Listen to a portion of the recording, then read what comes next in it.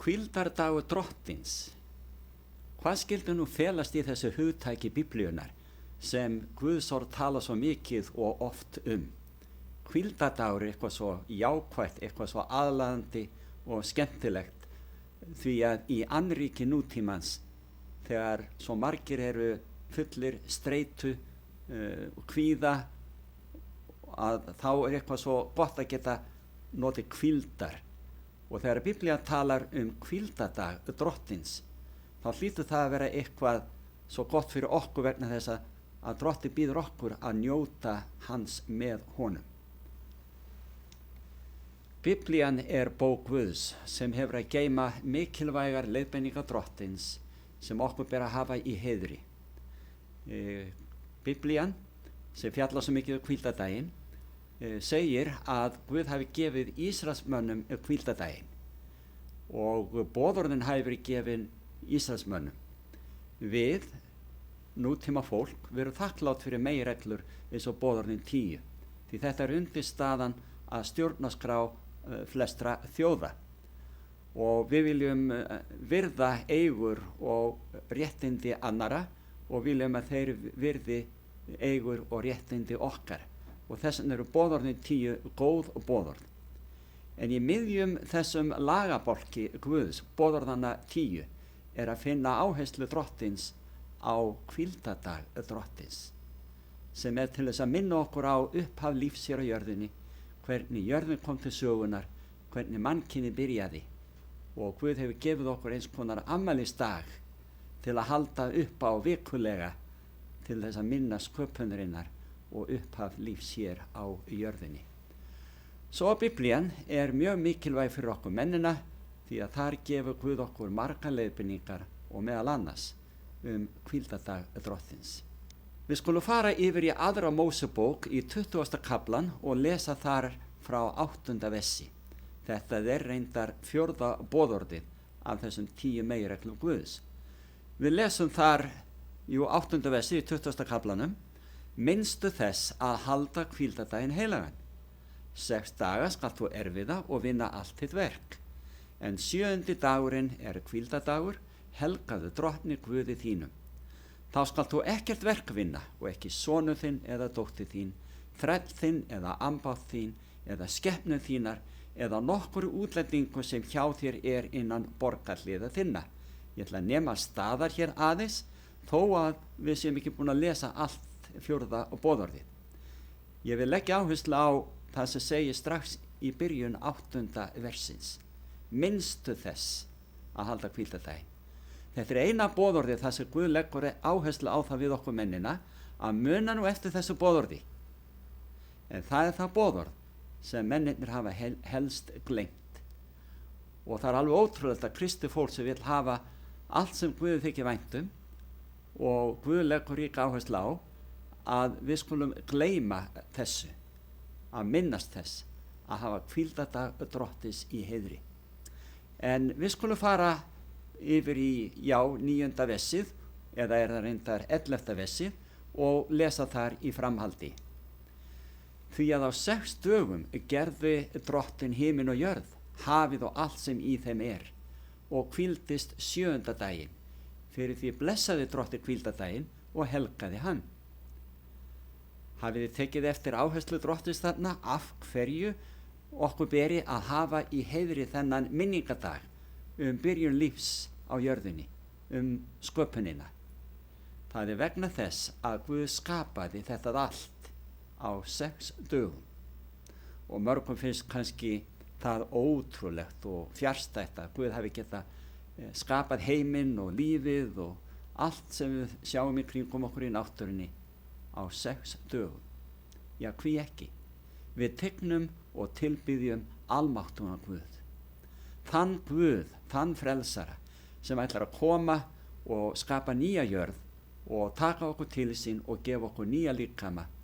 Og það gerist í einni svipan eftir því sem við lesum í Nýja testamentinu. Og við höfum skoðað það í fyrri erindum. En nú skulum við halda áfram með 11. versi, því að þar er lögð áhersla á það að á 6 dögum gjörði drottinn himinn og jörð, hafið og allt sem í þeim er, og hvíldist 7. daginn. Fyrir því blessaði drottinn hvíldardaginn og helgaði hann. Það eru 3 athyglisverð atriði þarna sem að drottinn leggur sérstaka áherslu á. Hann hvíldist þennan dag.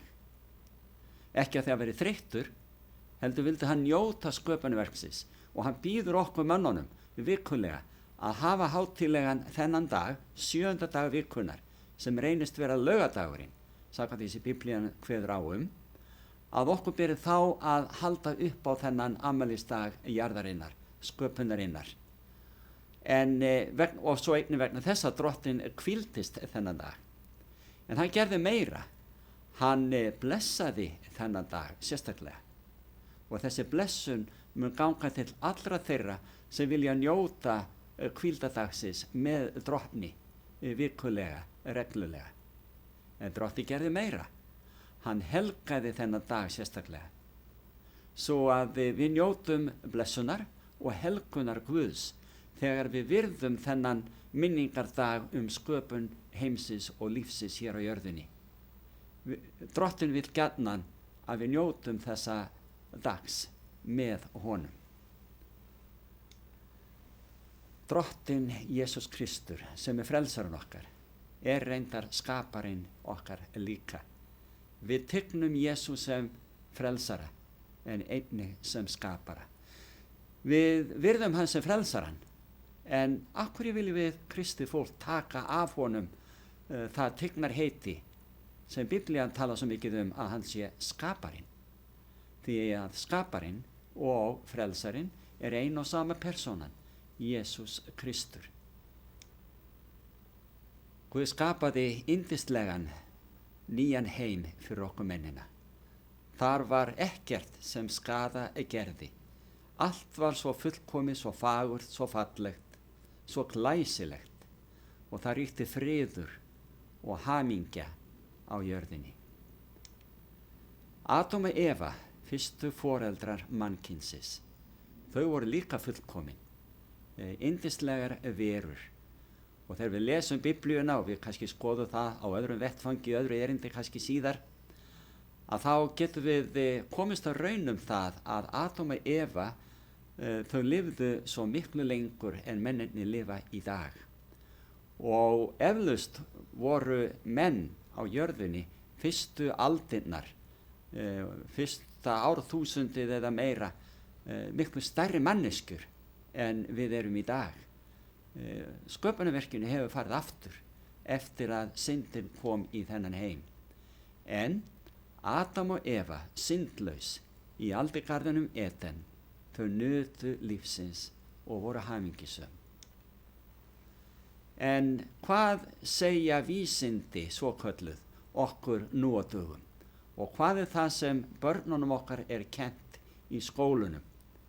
Að við höfum komið af apamönnum eða apaköttum eða óaðra lífi allt aftur í frumur sem þróuðu síðan upp í eitthvað aðra líf sem heitir maður í dag.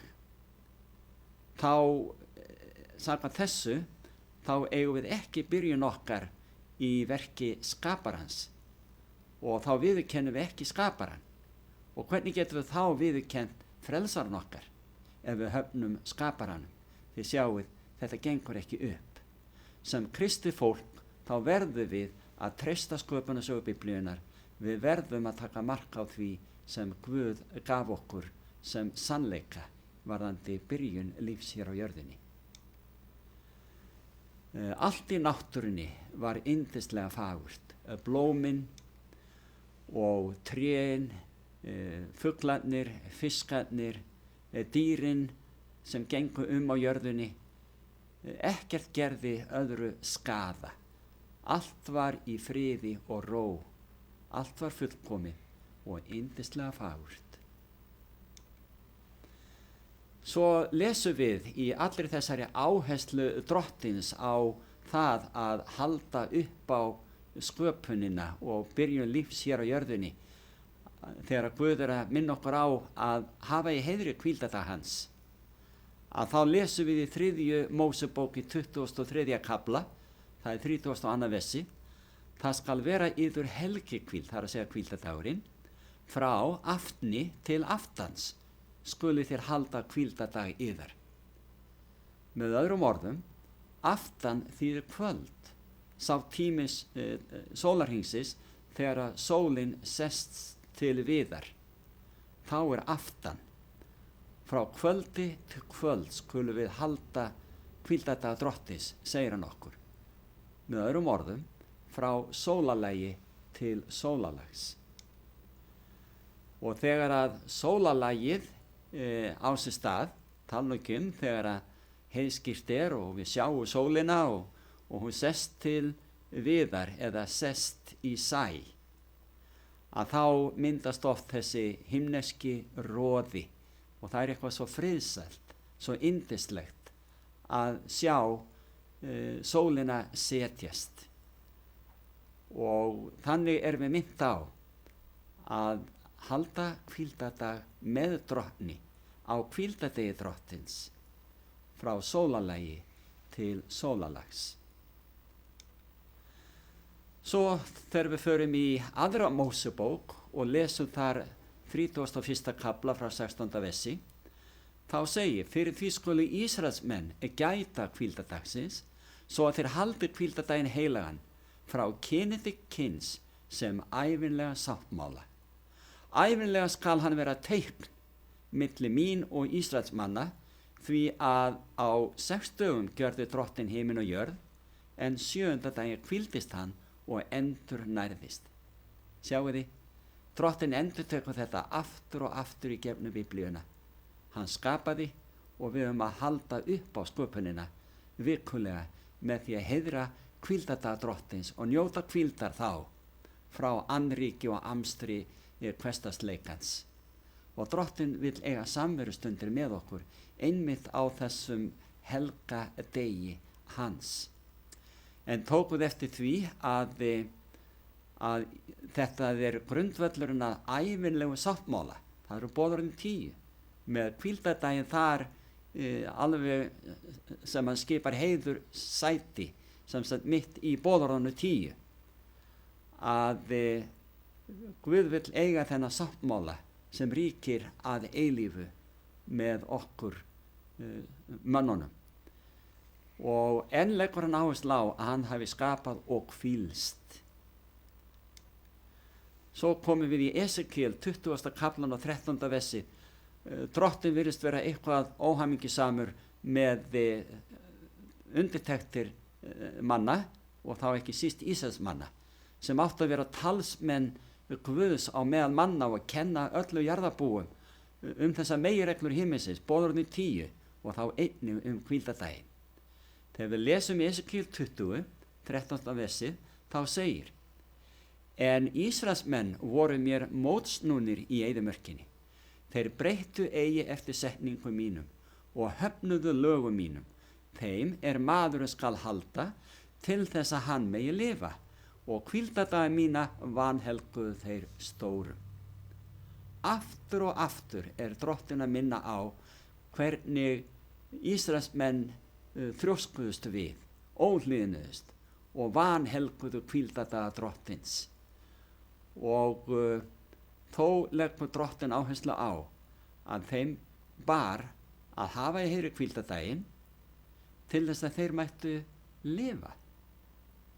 Að sjálfsögðu Drottinn að leggja áherslu á hér og minna okkur á að ef við ekki viljum hafa í heiðri lög Guðs öll boðorði, og þar með talið 4. boðorði, þetta sem fjallar hvíldardag Drottins, þá munum við ekki fá að lifa að eilífu og njóta blessana Drottins á nýju jörðinni í Guðs ríki. Því að ef við gerum uppreist gegn Guði hér á jörðu, gegn stjórnarskrá hans, gegn boðorðinu 10, þá höfum við ekki tækifæri til þess að fara eftir þeim á himnum, því að Guð mun ekki treysta okkur fyrir því að varðveita friðin á himnum ef við viljum ekki reyna að halda friðin hér á jörðu. Þið sjáuð, Satan, sem áður hét Lúsifer þegar hann var forystuengill á himnum, hann gerði uppreist gegn Guði, gegn þessum 10 meginreglum Guðs ríkis, stjórnarsáttmála Guðs. boðorðinu 10.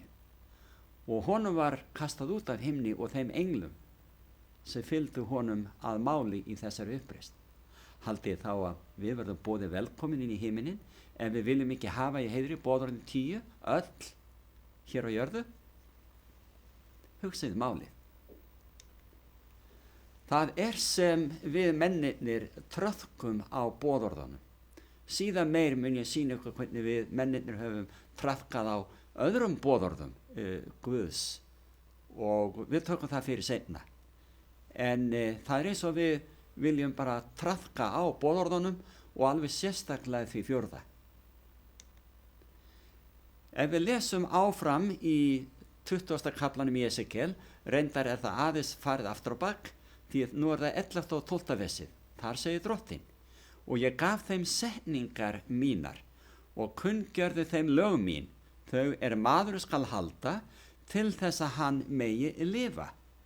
Ég gaf þeim á hvíldadaga mína, að þeir varu sambandstákn milli mín og þeirra, til þess að menn skyldu viðurkenna að ég Drottinn sá sem helgar þá. En einu sinni leggur hann áherslu á að okkur ber að hafa í heiðri boðorðin og þar með talið hvíldadagsboðorði, ef við viljum fá að lifa með Guði að eilífu.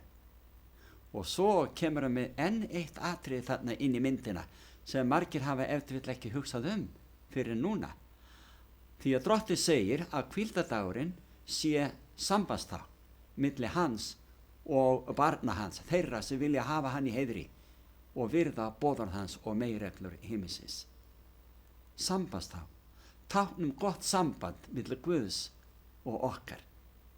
Að sjálfsögðu viljum við taka þátt í slíku sáttmála þar sem hvíldadagurinn slíkt tákn gott samband, eða það ekki? Jesús Kristur okkar Drottinn og frelsari, það ekki? Allt kristi fólk viðurkennir hann sem okkar herra, okkar konung. Og sjáum við bara hvað hann segir sjálfur í Markúsar guðspjalli þegar við lesum í öðrum kaflanum þar á 27. og 8. versi.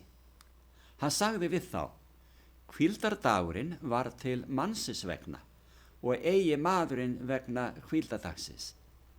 Því mannssonurinn einnig herra hvíldadagsins. Takið nú eftir þessu að það er Jesús sjálfur sem tala þarna og hann leggur áherslu á að hvíldardagurinn hann var til okkar vegna. Guð gaf okkur þennan dag til að hafa í heiðri, til að njóta, til að hvílast á og til þess að tilbiðja Drottinn og vegsama hann, til að fara í kirkju og svo framvegis. En Jesús segist vera herra hvíldadagsins. Viljum við taka þessa tign frá honum með því að gera lítið úr hvíldadegi Drottins, 7. degi vikunar? Svo segir Jesús í Jóhannesar guðspjalli 14. kafla og 15. versi: ef þér elskið mig, munið þér halda boðorð mín. Elskar þú Jesú Krist? Ég hugsa að þú segir já. Þá segir Drottinn við þig, við mig, við okkur öll, að við getum sýnt þennan kærleika okkar til hans með því að hafa í heiðri boðorð hans. Og takið eftir því, hann leggur áherslu á þetta mín boðorð, segir hann. Hann gaf þessi boðorð í hendur Móse forðum á fjallinu Sínaí fyrir svo löngu síðan. Boðorðin 10. Þetta undirstaðan að lögum manna og þetta meginreglur Guðs ríkis. Við hljótum á meðan við erum hér á jörðunni og göngum með frelsara okkar vilja að hafa í heiðri þessa meginreglur hans. Og þegar Drottinn kemur, þá kemur hann til að sækja einmitt það fólk sem hefur lært að hafa í heiðri þessa meginreglur himinsins. Við komumst að því síðar. Í musterinu til forna, fyrst í tjaldbúðinni í eyðimörkinni og síðar í musterinu í Jerúsalem eftir að það var reist. Þá gerðist það einu sinni á ári hverju að æðstiprestur fór inn í hið allra helgasta í helgidóminum. Og þar inni var ekkert nema gullkista sem við köllum sáttmálsörk hún er kölluð það í Biblíunni. Og á kistulokinu voru styttur af 2 englum, en ofan í kistunni voru steintöflurnar 2, boðorðin 10. Einu sinni á ári fór æðsti presturinn á friðþægingadaginn, sem var eins konar dómsdagur hjá Ísraelsmönnum, því þá þurftu þeir að gera upp syndi sínar hver við annan og við Guð. Og eftir að þeir höfðu játað syndi sínar, fært fórnir til að friðþægja fyrir syndi sínar, þá gekk æðsti presturinn með blóð fórnadýrs inn í hið allra helgasta og hann stökkti blóði þessa dýrs á 4 horn gullkistunar, sáttmálsörkina sem boðorðin 10 voru í. Á táknrænan hátt friðþægði æðstiprestur þannig fyrir syndir alls líðsins, allra þeirra sem höfðu meðtekið hjálpræði drottins, eins og þeim hafi verið boðað það. En hvíldadagurinn, við njótum hans eins og Adam og Eva gerðu í upphafi. Njótum náttúrunnar, njótum fegurðar, njótum þess að vera hamingjusöm og glöð í drottni. Nú vill það svo til að ég hef oft heyrt fólk segja, en Guð gaf boðorðin, þar að segja, já, þessi 10 boðorð og þar með hvíldadaginn, aðeins Ísraelsmönnum.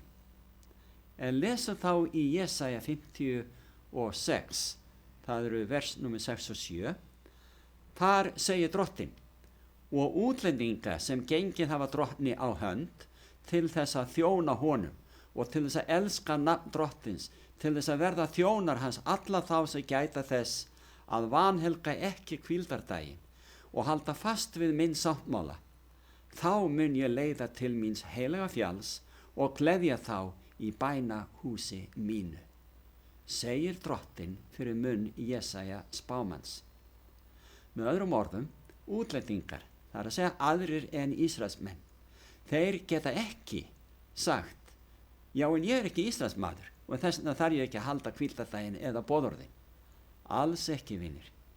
Við erum öll sem sagt börn Guðs og Guð ætlast til þess að allir menn hafi heiðri öll boðorð Guðs og læri að virða þau hér á jörðu. Því þegar hann kemur að sækja líðsinn, þá kemur hann til að sækja það fólk sem vill hafa þessa meginreglu Guðs ríkis í heiðri. Og við tókum líka eftir því að drottinn lofar að leiða þessa lög hlýðinu til hans heilaga fjalls, það er að segja til bústaða Guðs sem er á himnum. Við bregðum upp hér mynd á skjáinn. Það er sem eins og menn taki þungan hamar í hönd og meitil til þess að höggva í burtu eitt eða annað af boðorðum Guðs. Í dag erum við að skoða 4. boðorðið og það er eins og menn hafi bara höggvið þau í burtu. Það er að segja 4. boðorðið. Vegna þess, ef ég beini athygli ykkar að fermingar hverum barnanna sem að undirbúa sig til fermingu á landinu okkar Íslandi, að þá finnið þið ekki 4. boðorðið. Það er að segja hvíldadagsboðorðið í fermingarhverjunum. Það er búið að taka þetta með hvíldadaginn í burtu og svo hafa hin síðari boðorð verið færð upp um 1 sæti hvert og 10. boðorðinu við skipt í 2 til þess að viðhalda tölunni 10.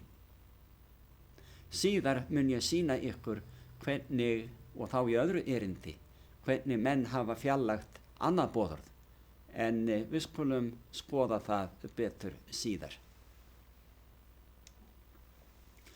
Í Jesaja 57. kafla í 2. og 3. versi segir: Sæll er sá maður sem gjörir þetta og það mannsbarn sem heldur fast við það, sá sem gæti þess að vanhelga ekki hvíldardaginn og varðveitir hönd sína frá því að gjöra nokkuð illt. Eigi má útlendingurinn gengið hefur drottni á hönd segja: Drottinn mun skilja mig frá líð sínum. Enn á ný sjáum við hér áherslu lagða á það að ekkert mannsbarn, ekki bara útlendingurinn, ekkert mannsbarn getur sagt Drottinn mun undanskilja okkur. Nei, öllum ber að hafa í heiðri meginreglu Guðs ríkis. Jesús skaparinn. Jesús lofar að koma aftur og endurskapa. Allt þar á milli ber okkur að hafa í heiðri meginreglu Guðs ríkis. Vegna þess að þegar að hann býður fólk sitt velkomið inn í dýrð himinsins það fólk sem hefur yndi af boðorðum Drottins og hugleiðir lögmál hans að dag og nótt þess að sálmaskáldi forðum. Og Jesús sem skapaði, hann mun skapa á ný og við munum hafa í heiðri hvíldardaginn alla eilíð eins og við munum sjá. Á nýju jörðinni munum við njóta gleði og hamingju eins og við höfum þegar séð og getið En það segir í 14. kaflanum í Upprunabókinni í 7. og 7. versi að einhver voldugur engill muni fljúga háhvolf himins. Þetta fékk Jóhannes sem skrifaði Upprunabókina að sjá inn í framtíðina, fram á okkar daga. Og hann heldur áfram og segir, hann hélt á eilífum fagnaðarboðskap til að boða þeim sem á jörðinni búa og sérhverri þjóð og kynnkvísl, tungu og líð og sagði hárri röddu, óttist Guð og gefið honum dýrð, því að kominu stund dóms hans. Tilbiðji þann sem gjört hefur himinin og jörðina og hafi og uppsprettur af vatnana.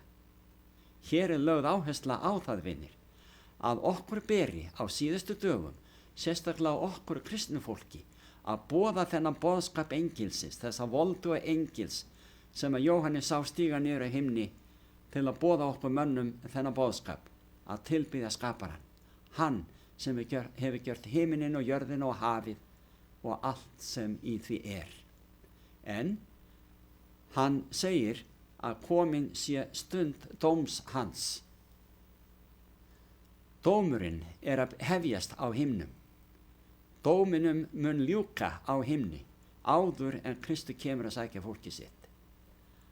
Á meðan þetta starf unnið á himnum að skoða bækur himinsins og kanna hverja af börnum jarðarinnar eða okkur mannfólkinu sé óhætt að treysta til þess að bjóða velkomið inn í himinin þegar Kristur kemur að sækja fólki sitt. Að þá erum við minnt á að boða þennan boðskap öllu jarðarbúum, að tilbiðja skaparann og minna þau á að dómurinn hafinn. Og nú ber okkur að búa okkur undir það að endalokin séu innan skamms. Nú skulum við hverfa aftur í Gamla testamentið og lesa í spádómsbók Jesaja, það sem hann segir í kafla 66 og það vers 22 og 23. Já, eins og hinn nýja himinn og hinn nýja jörð sem ég skapa munu standa stöðu fyrir mínu augliti, segir Drottinn, eins mun afsprengi yðar og nafn standa stöðugt. Og á mánuði hverjum túnkomudaginn og viku hverju hvíldardaginn skal allt hold koma til þess að falla fram fyrir mér, segir Drottinn. Hér 3 atriði að minnstakosti sem eru mjög merkileg. Já, fyrir utan það að Jesaja fékk að sjá langt inn í framtíðina handan við þann tíma þegar Kristur kemur að sækja fólki sitt. Hann segir að við munum þekkja börnin okkar, afsprengi í það, segir hann, og við munum þekkja þau með nafni. Að sjálfsögðu munum við þekkja hvert annað með nafni á nýju jörðinni. En svo segir hann að mánaðarlega, sem sagt einu sinni mánuði, á túnkomudaginn, eins og Biblía kallar það, þá munum við koma saman og einnig vikulega á hvíldardaginn til þess að tilbiðja Drottinn og vegsama hann. og ef að við að halda hvíldardaginn í eilífðinni og mannkynið átt að halda hvíldardaginn í upphafi þegar að mannkynið var skapað og þegar Drottinn gekk hér á jörðinni þá hélt að hvíldardaginn og spámennirnir og lærisveinirnir héldu hvíldardaginn. Allt fólk Guðs á öllum tíma hefur haft í heiðri hvíldardag Drottins þegar þeir gerðu svo grein fyrir því hversu mikið Drottinn lagði upp úr því að við hefðum í heiðri öll boðorð Guðs. Ættum við þá ekki að einmitt núna á þessu síðustu dögum mannkynsins að læra að virða öll boðorðin, virða líka þetta helgihaldið 7. dag vikunar, laugardaginn, sem samkvæmt Biblíunni dagur Drottins. Á nýju jörðinni, já, það verður gleði stund hvern dag, en hvíldardaginn, þá eitthvað sérstakt á seyði. Þá munum við hittast, koma saman til þess að tilbýða Guð og gera eitthvað annað sem mjög merkilegt. Það segir nefnilega í 22. kaflanum í Opinberunarbókinni og það í fyrstu 2 versunum, þar sem að Jóhannes fékk að sjá inn í framtíðina einmitt þetta. Og hann sýndi mér móðu lífsvatsins, segir hann, skínandi sem kristall. Hún rann frá hásæti Guðs og Lamsins. Á miðju stræti borgarinnar, beggja vegna móðunar, var lífsins tré sem ber 12 sinnum ávöxt. Á mánuði hverjum gefur það ávöxt sinn og blöð trésins eru til lækningar þjóðunum. Er þetta ekki merkilegt?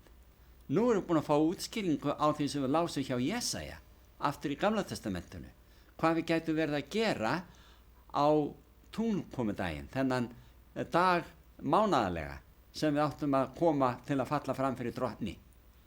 Jú, þá notum við tækifærið, erum við söfnum saman við lífsins tré, við móðu lífsvatsins, til að bergja á því og til þess að ef þú vill að neyta af ávöxtum þessa lífstrés. Og svo sagt að lauf þessa trés muni vera til lækninga þjóðunum. Ef þú vill þetta fyrirbyggjandi aðgerð, ég veit það ekki, allavega að þetta það sem Guð segir, að við munum aðhafast alla eilífð, að koma saman reglulega til að tilbiðja skaparann, til að vegsama hann, til að syngja honum lof og dýrð, til að halda hátíðlega hvíldardaginn meðal annars. Við viljum taka þátt í þessu. Ég leyfi mér að hlakka til. Nýja borgin, framtíðar heimkynni okkar og nýja jörðin, allt það sem að Guð hefur fyrirbúið börnum sínum.